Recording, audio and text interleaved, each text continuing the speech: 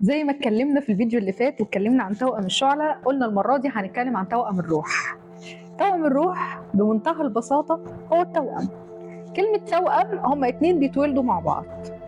طب اقول لكم تعرفوا ان ممكن لو انا مثلا مولودة يوم 12/7 ومثلا اكس من الناس مولودة يوم 12/7 بنفس السنة، يعني احنا الاثنين مثلا في 1990 مثلا، عشان مش هقول تاريخ ميلادي الحقيقي، فلو قلنا ان هو 1990 احنا الاثنين، ففي الحالة دي يبقى احنا الاثنين اسمنا توأم.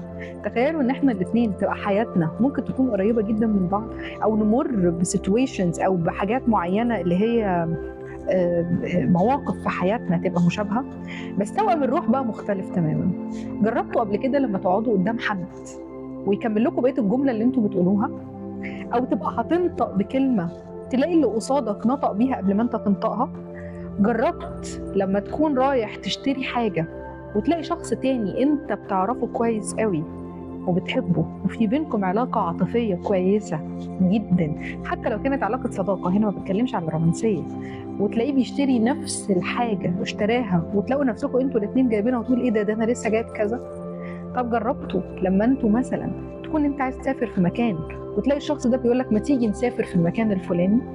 هل يا ترى هنا ده اسمه توأم روح فعلا، ولا ده ممكن يكون اسمه توارد افكار او تخاطر؟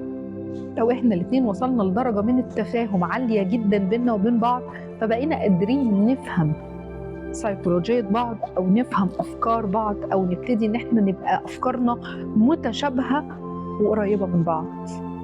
هنرجع تاني لنفس السؤال اللي سألناه الفيديو اللي فات، هل فعلا في حاجة اسمها توأم الروح؟ هل طبيعي ان يكون في حد تقول لك ده توأم روحي وده توأم روحك؟ كلمة التوأم احنا عارفينها بسبب انه ممكن تنجب طفلين او اكثر من طفلين مرة واحدة، ودول بيبقى اسمهم توأم. في منهم التوأم المتشابه جدا وفي منهم توأم غير متشابه في الشكل، لكن التوأم في العادة بيحس بتوأمه. لو في زعل بيحس ان هو زعلان، لو مريض بيحس بألمه، لو في اي حاجة فرحاه هو نفسه بيحس ان هو فرحان من مكانه. تعالوا نفكر مع بعض وبرضه جاوبوني على السؤال ده، هل حد منكم مر بحاجة زي كده قبل كده؟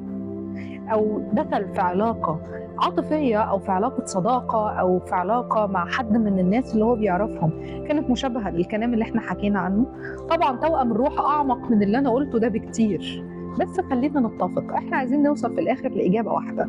هل فعلا في حاجة اسمها توأم الروح وتوأم الشعلة، ولا هي مجرد بدعة الناس أطلقتها وابتدوا يبنوا عليها أفكار وابتدوا يدوا لها مصطلحات وأسامي لمجرد إن هم يبتدوا يتلاعبوا بيها؟ خلينا نشوف مع بعض ونجاوب في فيديو تاني بعد ما نشوف تعليقاتكم انتوا، وتقولوا لنا ايه اللي انتوا حصل معاكم في الفيديو ده، وانتوا مريتوا بتجربة زي دي ولا لا، وقناعاتكم بالقصة دي ايه، هل فعلا موجودة ولا مش موجودة.